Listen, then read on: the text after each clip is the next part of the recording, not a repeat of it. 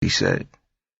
Since we had knocked out so much music before even inking the deal, he wanted people to see us with the cars and know we were signing a G Unit. I didn't know what to say. 50 was giving us 2 Porsches. I just said thanks. As soon as I got up off the phone with him, I raced back to the studio to tell Havoc what 50 told me not to tell him. Just like 50, I couldn't hold it in. Hav was hyped. The one-of-a-kind special order Porsches will be delivered in a week. Do you know how to drive stick shift? 50 asked. No, I said, but I would damn sure learn fast. I practiced in a Honda Prelude before picking up my keys and insurance card from 50's accountant right next to Long Island Jewish Hospital. I drove my brand spanking new silver 911 Turbo S Series with black leather interior to the studio to see Hav's white GT3 and compared it to. Hav's Porsche was very rare, only 100 made in America. My car was making so many females stop and look that I called the turbo hoes on each side pussy hoes. I was in love with my Porsche with the pussy hoes. The next morning, I woke up to the sounds of Alchemist making beats. I felt weird living with Al because I didn't want to be a burden, so I swept the floor and kept things as neat as possible. After cleaning, I searched the web for information about the Illuminati, secret government, UFOs, and the origin of race and religions. I became a real internet junkie staying with Al. Eventually, I forced myself to turn off the computer and drove to the Queen studio. Fly, Hav, and Nice were there when I arrived. Nice was a rapper from Southside Jamaica, Queens, who'd been renting our studio whenever we weren't using it. Hav took a liking to him and wanted to sign him. It took me a while to get used to new people, and Hav kept new faces popping up. That Monday, Mobb Deep's new lawyer, Evan Freifeld, called saying he got a deal memo from 50's lawyer. The contract was a 2-album deal, with a little over $1 million advance for Hav and me to split, and a merchandising deal for clothing, 70% for us, 30% for G Unit. It was a regular artist deal, meaning we got 19 points for each album sold. That's about 89 cents to $1 per album. If we signed the deal, we would be going on 2 back-to-back major tours, Eminem's Anger Management and 50's Massacre Tour. Plus, we would be on the movie soundtrack for 50's flick, Get Rich or Die Trying, going to premieres around the world. We signed on the dotted line real fast. A few weeks later, 50 threw a big party at his crib in Connecticut. My cousin JM, 40 Glock, Majesty, E-Money Bag's younger brother Reem, and I took the 2-hour drive, smoking 6 blunts along the way. Hav followed a few hours later. 50's driver, Bruce, let us in. Wow. 50 had transformed Mike Tyson's crib into a palace with like 6 living rooms, 6 kitchens, 17 bedrooms, a club, a strip club, pool tables, racquetball court, indoor and outdoor basketball courts, indoor and outdoor pools and jacuzzis, lake, waterfall, dirt bike and 4-wheeler track, a studio, gym, sauna, movie theater, elevator, and shooting range. 50 told me I could have any bedroom I wanted, except for his, of course, and that I could stay there whenever I wanted. 50's personal chef came over to me. 50 told me to tell you, this house is yours, he said. Anything you want, I'll cook it for you, anything you need. We partied all night and kicked it with our new label mates, Tony Yayo, Lloyd Banks, and Young Buck. They embraced us like family. Then we took the long drive back home. 50 called the next morning and told me to get ready for the U.S. run of Eminem's Anger Management Tour, which would be followed by his Massacre Tour. He then told me that he would be at the G Unit office later. Alchemist's crib was a block away from the G Unit office, so I walked over there all the time. People at the office must have been like, damn, P's here a lot. Havoc only made special guest appearances every blue moon. Where's Hav? Yayo 50 always asked. "What's up with Hav?" "Making beats," I said. And I wasn't lying. Havoc was in the studio like a lab rat, 24 hours a day. Otherwise, he had somebody's chick drinking Hennessy and putting her legs behind her head. I was trying to stay close with our new crimies, the unit. I didn't want to miss a beat. Diamond District Jewelers came to the office offering 50 gifts he didn't even want. When he brushed them off, Yayo and I befriended them and got free shit. I bought jewelry and clothes to Havoc at the studio in Queens. He'd ask how I get it all, and I told him he needed to come around to the office more often. He needed to be in the mix in order to reap the benefits.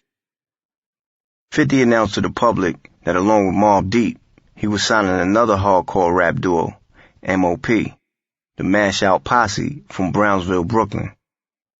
Mobb Deep and M.O.P. started our careers at the same time, both signing to Island 4th and Broadway back when we put out Juvenile Hell. When Loud Records briefly merged with Relativity Records in 2002, Mobb Deep and M.O.P. were label mates. We had a hit record with Hey Love featuring 112 from Infamy, and M.O.P. had their hit Ante Up from their album Warriors. Now here we were together again in 2005 on G-Unit Records. The week before we went on tour, we shot the music video for Out of Control, a remix to a song produced by Dr. Dre originally on 50's Massacre album. It was our first Dr. Dre beat. M.O.P. made a cameo appearance in the video. 50 made a bunch of t-shirts that read Mobb Deep, G-Unit, Game Over. G-Unit reminded me of Mobb Deep because of how hard they worked in the studio making quality music. Tupac also reminded me of our work ethic. It seemed like he had an endless amount of songs. Anybody could push themselves to make 1 million songs.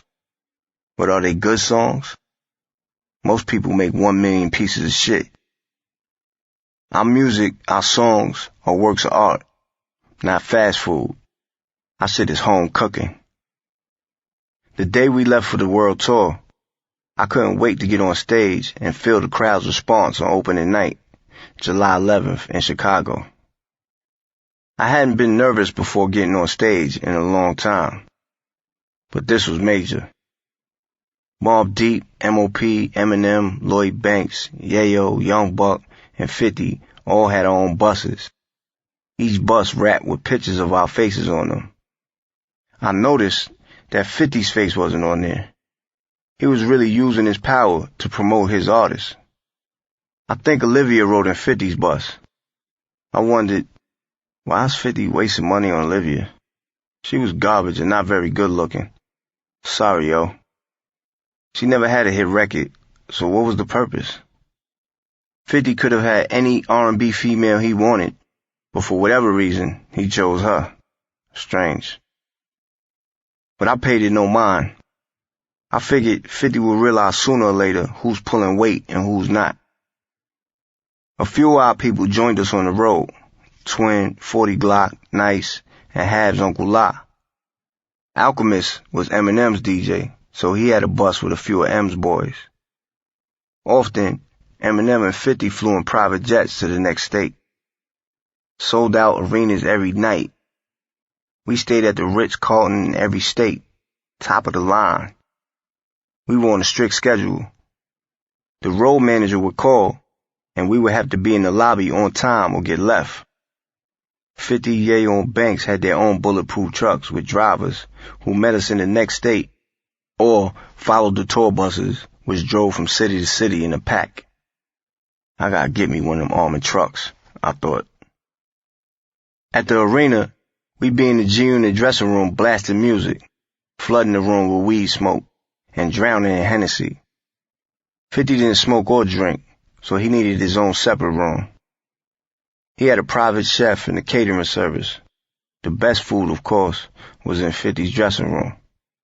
I made my way to his room for a nice steak dinner every chance I got. He never minded me coming over to grub with him.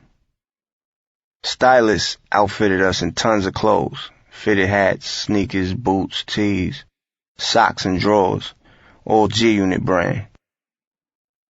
Y'all know the infamous Mobb Deep, right? 50 introduced us on the stage every night, the crowd screaming. Mobb Deep did 3 songs in the middle of 50's set: Shook Ones, Quiet Storm, and Out of Control.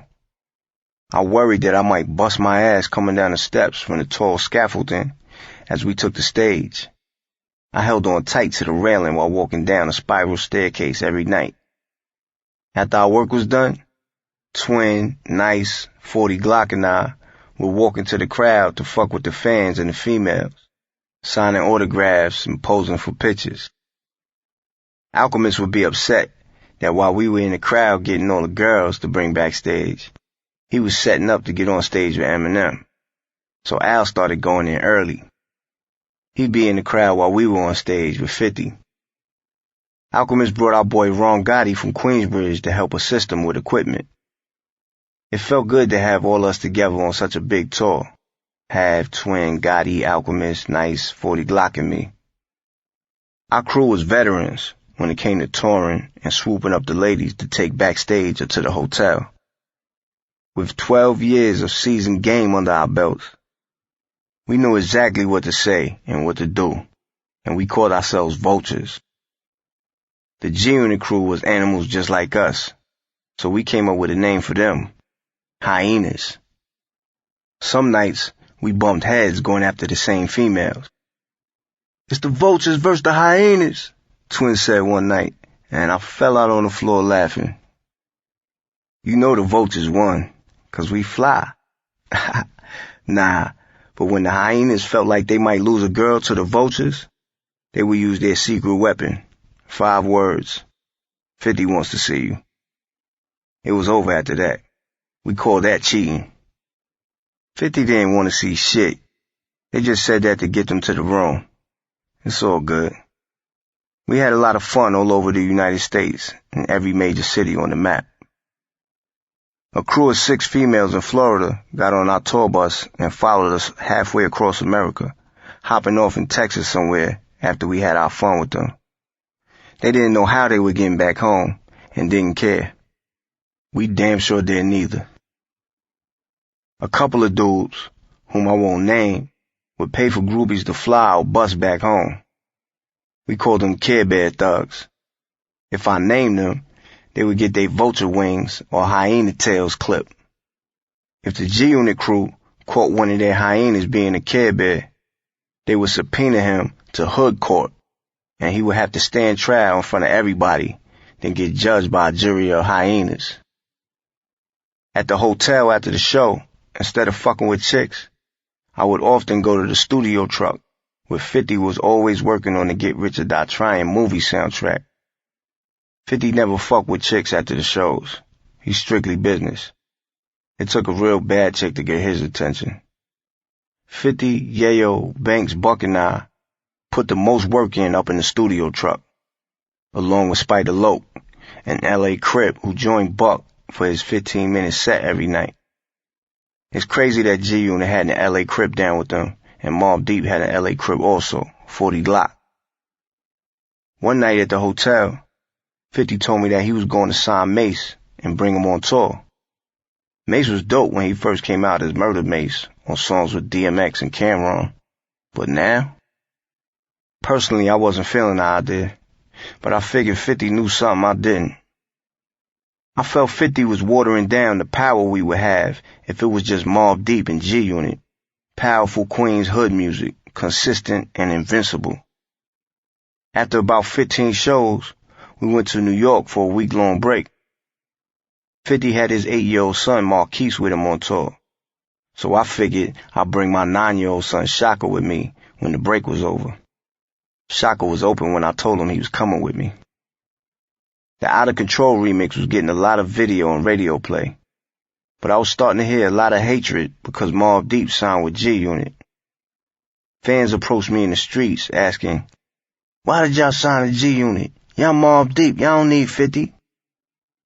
I read similar comments on the internet and in magazines. But true Mobb Deep fans should have been happy that their favorite group was still active after 15 years, making big deals, writing rhymes, and crafting beats that were timeless. I don't care if it's on G-Unit, B Unit, 3 Unit, Loud, Sony Koch, or Nuts in Your Mouth Records.